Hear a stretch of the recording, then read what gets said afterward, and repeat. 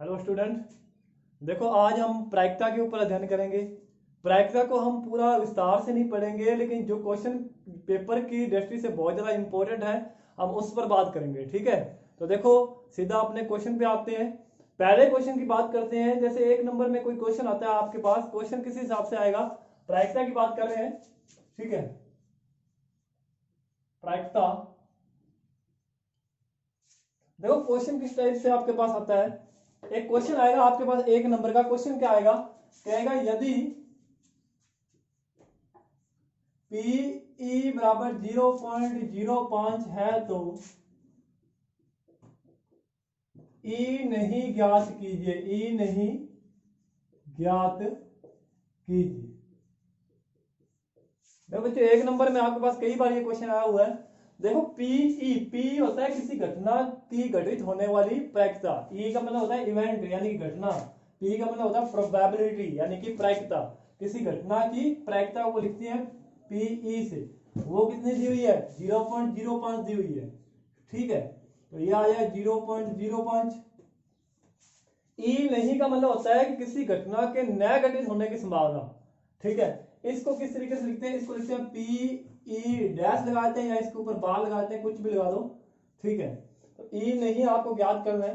देखो किसी घटना के घटित होने की संभावना पीई और न घटित होने की संभावना पीई डैश, इन दोनों का जो योग होता है वो एक के बराबर होता है। किसके बराबर होता है, एक के बराबर। ठीक है, देखो जैसे कोई घटना घटित होगी यानी कि 100% घटित होगी। आपको पता है प्रायिकता में 100% का मतलब होता है एक। 100% का क्या मतलब होता है, एक। और नेगेटिव होना यानी कोई घटना घटित नहीं होगी यानी कि 0%, और 0% यानी कि वैल्यू क्या आएगी, 0। तो 1 + 0 क्या होता है, 1। देखो आप इतने चक्कर में मत पड़ो, आपको सीधा याद होना चाहिए कि किसी घटना के घटित होने की प्रायिकता पीई और न घटित होने की जो संभावना है पीई डैश बराबर किसको होता है, 1 होता है। तो बच्चों पीई दिया हुआ है 0.05 प्लस में पीई डैश, ये ज्ञात करना बराबर में 1। देखो पीई डैश, देखो ये 0.05 है, उस तरफ जाएगा तो किसका आएगा, माइनस का। और पीई डैश एक में से 0.05 गिराओगे तो अपने पास कितना आएगा, 0.95 आ जाएगा अपने पास। तो पीई डैश बराबर कितना आएगा, 0.95। तो बच्चों ये आपका आंसर है, एकदम सिंपल सा क्वेश्चन है, एक नंबर में आता है ये क्वेश्चन। ठीक है, इसको अच्छी तरीके से देख लो, फिर आगे क्वेश्चन करते हैं। देखो बच्चों अब आगे क्वेश्चन की बात करते हैं। देखो एक तो क्वेश्चन अपने पास ये आता है, इसी टाइप का एक क्वेश्चन और होता है, लैंग्वेज टाइप क्वेश्चन आता है। वो किस टाइप से आता है, देखो ध्यान से देखना क्वेश्चन को। क्या कहेगा आपको, आपको कह रहा है कि भाई क्वेश्चन है ये कह रहा है कि राम व श्याम एक खेल खेलते हैं, खेल खेलते हैं। यदि राम के जीतने की प्रायिकता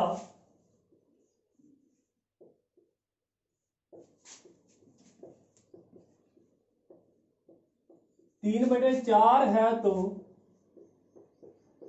श्याम के जीतने की प्रायिकता ज्ञात कीजिए। श्याम के जीतने की प्रायिकता ज्ञात कीजिए, प्रायिकता ज्ञात करो। देखो बच्चों किस हिसाब से है, वो कह रहा है कि राम और श्याम एक खेल खेलते हैं, राम के जीतने की प्रायिकता दी है और श्याम के जीतने की प्रायिकता आपने ज्ञात करनी है। देख क्वेश्चन को थोड़ा घुमा के दे सकता है आपको। क्वेश्चन घुमाएगा कैसे, आपको देगा कि राम के जीतने की प्रायिकता 3/4 में, तो राम के हारने की प्रायिकता ज्ञात करनी है। तो देखो बच्चों दो ही जने मैच खेल रहे हैं, अगर राम हारेगा तो जीतेगा कौन, श्याम जीतेगा, जीतेगा ना। तो क्वेश्चन एक ही है, चाहे तो श्याम के जीतने की प्रायिकता या कहते राम के हारने की प्रायिकता, बात एक ही है। ठीक है, अगर राम हारेगा तो जीतेगा कौन, श्याम जीतेगा, जीतेगा ना। तो देखो क्वेश्चन किस हिसाब से करना है, राम के जीतने की प्रायिकता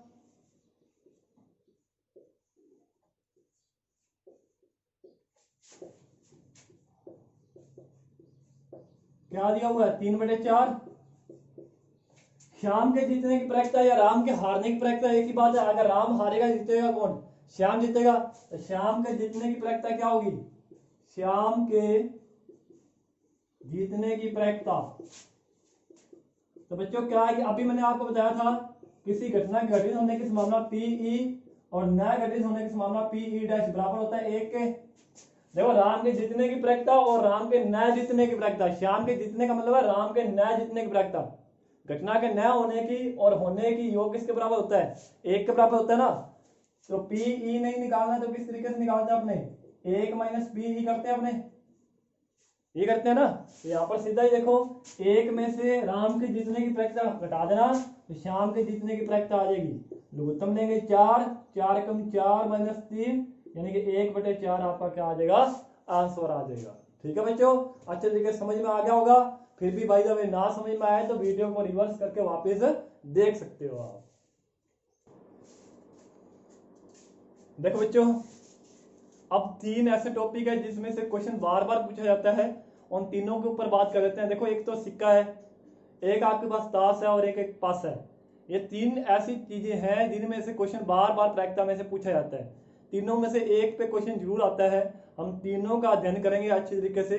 देखो सबसे पहले हम बात करते हैं, देखो सिक्के की बात करते हैं। सबसे पहले सिक्के में क्वेश्चन किस टाइप से आता है, देखो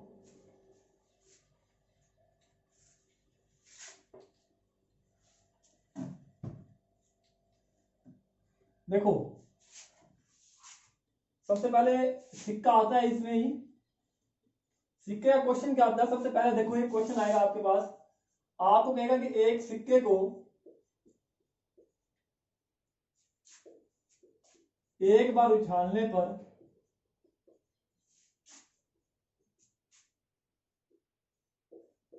चित्त आने की प्रायिकता ज्ञात कीजिए। चित्त आने की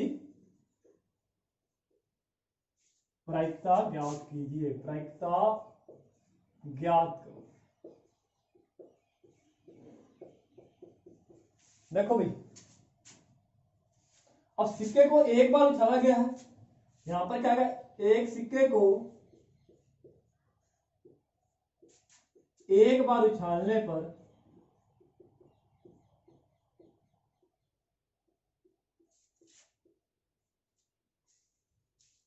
प्राप्त परिणाम, उछालने की प्रतिदर्श समष्टि लिख लो। प्रतिदर्श समष्टि का मतलब होता है कि जो हमें दिखाई देगा सिक्के को उछालने पर, ठीक है, शुद्ध हिंदी का वर्ड है प्रतिदर्श समष्टि, ठीक है, उछालने पर जो हमें दिखाई देगा। तो देखो सिक्का आपने देखा होगा, 1 रुपए का या 2 रुपए का कोई भी सिक्का होता है, देखो उसमें 2 पार्ट होते हैं, एक तो कहते हैं हेड, एक को तो क्या कहते हैं हेड, जैसे हिंदी में क्या कहते हैं चित्त, और पीछे वाला होता है टेल यानी कि पूंछ, जिसे अपने हिंदी में कहते हैं पट। ठीक है, तो देखो सिक्के को उछालोगे, एक बार उछालना है, या तो चित्त आएगा या पट आएगा, 2 ही चीजें आएंगी और तो कुछ नहीं आएगा, या तो हेड आएगा या फिर क्या आएगा आपके पास टेल आएगा, है ना। ये 2 चीजें ही आएंगी, यानी कि हमारे पास जो कुल परिणाम आएंगे वो कितने आएंगे, 2 ही आएंगे, है ना। तो कुल परिणाम कितने आ गए हमारे पास, कुल परिणाम आ गए 2। आगे भाई, आगे देखो ये 2 परिणाम आ गए। आगे देखो वो क्या कह रहा है, वो कह रहा है कि उछालने पर चित्त आने की प्रायिकता ज्ञात करनी है। क्या ज्ञात करना है, चित्त आने की प्रायिकता। चित्त का मतलब है हेड, चित्त का क्या मतलब है, हेड। तो चित्त आने की प्रायिकता क्या आएगी, जो चित्त आने की प्रायिकता, चित्त आने की प्रायिकता। तो बच्चों एक चीज का ध्यान रखना है, चित्त आने की प्रायिकता पूछी है, फॉर्मूला आप लगाओगे। सबसे पहले फॉर्मूला क्या होता है इसका, अनुकूल परिणाम बटे में कुल परिणाम, अनुकूल परिणाम बटे में कुल परिणाम। बेटा जो भी आपको करवाया हुआ है आप वो फॉर्मूला लगा सकते हो यहाँ,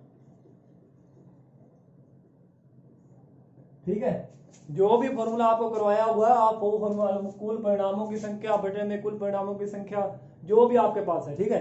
तो अनुकूल परिणाम, अनुकूल परिणाम देखो चित्त आने के पूछा ना, देखो 2 है यहाँ पर, एक बार चित्त है और एक बार पट है, 2 है ना, एक बार हेड है और एक बार टेल है। चित्त का मतलब है हेड, तो हेड के कितने अनुकूल, 1 ही है, तो 1 बटे में टोटल कितने हमारे पास, कुल परिणाम कितने हैं, 2। तो ये आपका आंसर आ जाएगा 1/2।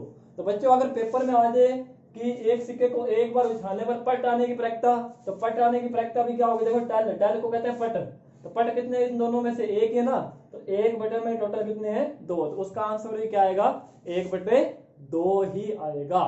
ठीक है बच्चों, क्वेश्चन को देख लो, फिर एक क्वेश्चन और करते हैं इसका। देखो बच्चों सिक्के को एक बार उछाल लिया, पेपर में हमारे पास 3 टाइप के क्वेश्चन आते हैं, चाहे तो सिक्के को एक बार उछाला जाता है, या फिर 2 बार उछाला जाएगा, या फिर 3 बार उछाला जाएगा। अब मान लो कि यदि सिक्के को 2 बार उछाला जाता है तो लिखेंगे सिक्के को 2 बार उछालने पर, सिक्के को 2 बार उछालने पर निम्न की प्रायिकता ज्ञात कीजिए। मैं सारा ही कर देता हूं इसको। सिक्के को 2 बार उछालने पर निम्न की प्रायिकता, निम्न की प्रायिकता ज्ञात करो, ज्ञात। देख क्वेश्चन कभी कभार कंफ्यूज करता है। ये कभी तो आपको कहेगा कि एक सिक्के को 2 बार उछालना है, या फिर कहेगा कि 2 सिक्कों को एक बार उछालने पर, बात एक ही है, यानी कि 2 बार ही कंडीशन लगानी है आपने जब भी आपने क्वेश्चन में 2 देख लिया। ठीक है, तो कंफ्यूज नहीं होना। या तो आपको लिख के देगा एक सिक्के को 2 बार उछालने पर, या लिख के देगा 2 सिक्कों को एक बार उछालने पर। जब भी आपने 2 लिख लिया तो इस तरीके से करोगे जिस तरीके से मैं क्वेश्चन करवा रहा हूं। ठीक है, तो क्वेश्चन क्या है, निम्न की प्रायिकता याद करो। एक तो है एक चित्त व एक पट आने की प्रायिकता, एक चित्त व एक पट आने की प्रायिकता, इसकी प्रायिकता निकालनी है। दूसरा निकालना है दोनों चित्त आने की प्रायिकता, दोनों चित्त या पट एक की बात कर देते हैं। और तीसरा जो जहां पर बच्चे बहुत ज्यादा कंफ्यूज होते हैं, कम से कम, कम से कम एक चित्त आने की प्रायिकता, एक चित्त आने की, चित्त आने की प्रायिकता। ठीक है, तो देखो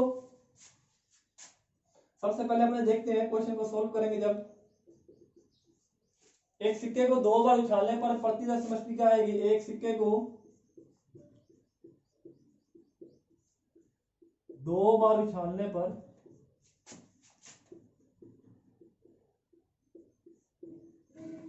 प्रतिदर समष्टि, या प्राप्त परिणाम, कुछ भी आप लिखना चाहते हो। तो देखो प्रतिदर समष्टि क्या आएगी एक सिक्के को 2 बार उछालने की। देखो मैं यहां करता हूं इस क्वेश्चन को नीचे की तरफ, इसको यहां लिखूंगा मैं, उधर क्वेश्चन आता और कर लेंगे अपने बाद में। तो देखो एक सिक्के को 2 बार उछालना है, सिक्के पर क्या होता है, एक चित्त होता है एक पट होता है, यानी कि 2 ही परिणाम होते हैं। जितनी बार उछालते हैं वो इसकी घात में जाएंगे। देखो जैसे पहले एक बार उछाला था तो हमारे पास कुल परिणाम कितने आए थे, 2 आए थे। अब हम 2 बार उछालेंगे तो जितनी बार उछाला उसकी घात में जाएगा, तो 2 की स्क्वायर कितनी होगी, 4, यानी कि हमारे पास कितने परिणाम आएंगे, 4 परिणाम आएंगे। कौन कौन से आएंगे वो देखो। देखो या तो दोनों के दोनों चित्त आ सकते हैं, यानी कि हेड आ सकते हैं, यानी कि मैंने एक सिक्के को 2 बार उछाला है, पहली बार उछाला दूसरी बार उछाला, दोनों बार चित्त आ सकते हैं। या फिर ऐसे भी हो सकता है कि पहली बार चित्त आए दूसरी बार पट आ जाए, ऐसा भी हो सकता है। या फिर ऐसे होता है दोनों बार ही पट आ जाए यानी टैल आ जाए। या फिर ऐसे भी हो सकता है कि पहली बार पट आए दूसरी बार चित्त आ जाए, यानी कि पहली बार टैल दूसरी बार हेड आ जाए, हो सकता है। यानी कुल परिणाम हमारे पास कितने हो गए, कुल परिणाम हमारे पास होंगे 4, हो सकता है भाई।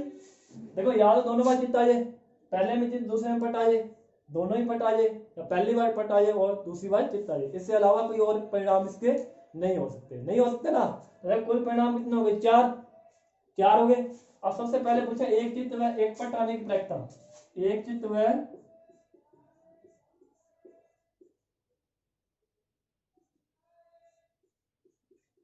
एक पट आने की प्रायिकता, पट आने की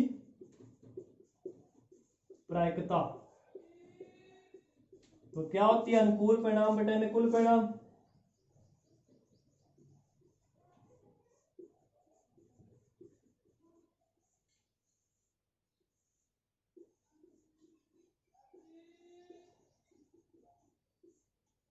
तो देखो यहां ऊपर करता हूं, अनुकूल परिणाम बटे में कुल परिणाम, एक चित्त और एक पट आने की। देखो कहां आ रहा है एक चित्त और एक पट, यहां आ रहा है। देखो एक चित्त और एक पट, यहां भी एक चित्त और एक पट, यानी कि 2 ही परिणाम है जिसमें चित्त और पट आ रहा है, आ रहा ना, यानी दोनों चीजें आ रही है, चित्त भी आ रहा है पट भी आ रहा है। देखो इसमें दोनों के दोनों चित्त आ रहे हैं, चित्त और पट दोनों नहीं आ रहे, इनमें दोनों के दोनों पट आ रहे हैं, चित्त और पट दोनों नहीं आ रहे। एक और एक, ये 2 ही परिणाम है, तो 2 बटे में टोटल कितने हो जाएंगे, 4 हो जाएंगे। कितने हो जाएंगे, 4। आई बात समझ में। उसके बाद में देखो दूसरा क्या कह रहा है, दोनों चित्त आने की प्रायिकता, क्या कह रहा है, दोनों चित्त आने की प्रायिकता, चित्त आने की प्रायिकता। ये करेंगे, देखो दोनों चीज कहाँ आ रहे हैं, यहाँ आ रहे हैं, एक ही परिणाम है जहां पर दोनों के दोनों हेड आ रहे हैं, है ना। तो अनुकूल परिणाम क्या आ गया, 1, और बटे में टोटल कितने आ गए, 4। तो बच्चों एक बार फॉर्मूला लगाना है, बार बार लगाने की जरूरत नहीं है, क्वेश्चन में एक बार जरूर लगाना है आपने। 1/4 आ गया। क्वेश्चन में अगर ये पूछता दोनों पट आने की प्रायिकता, तो वो भी 1/4 ही था। तीसरा और सबसे इंपॉर्टेंट है कम से कम एक चित आने की प्रायिकता। बच्चों इसको ध्यान से समझना, कम से कम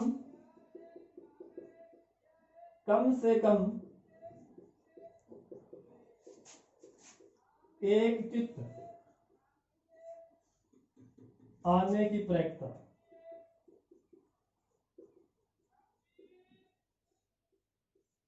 देखो मैं इसको साइड में समझा रहा हूं, इसके अंदर नहीं लिखूंगा। कम से कम एक चित का मतलब क्या है, कम से कम का मतलब है कि इससे कम नहीं हो सकता, इससे ज्यादा हो सकता है।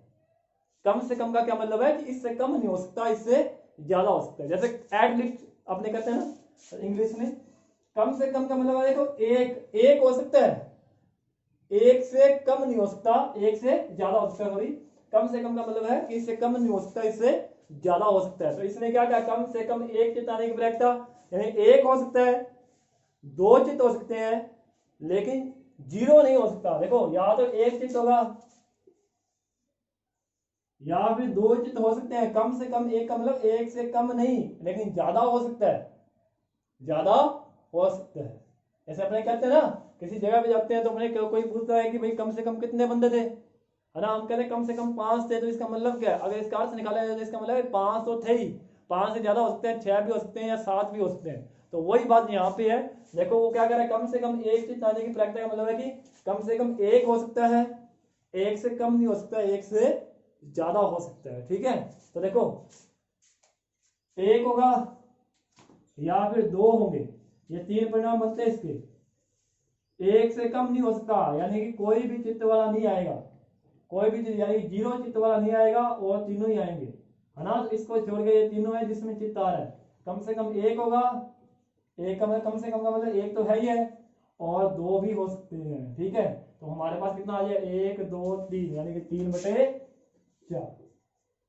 अरे क्वेश्चन में पूछ ले एक चित्त आने की प्रायिकता, तो क्या होगा इसका परिणाम, फिर इसका आंसर होगा ये 1 और 1 2, 2/4। जब कम से कम लग गया तो इसका मतलब वो 2 वाला भी जुड़ देगा। ठीक है, तो कितना हो गया, 1 2 3, 3/4 हो जाएगा। आई बात अच्छी तरीके से समझ में। ठीक है, इस क्वेश्चन को देख लो, उसके बाद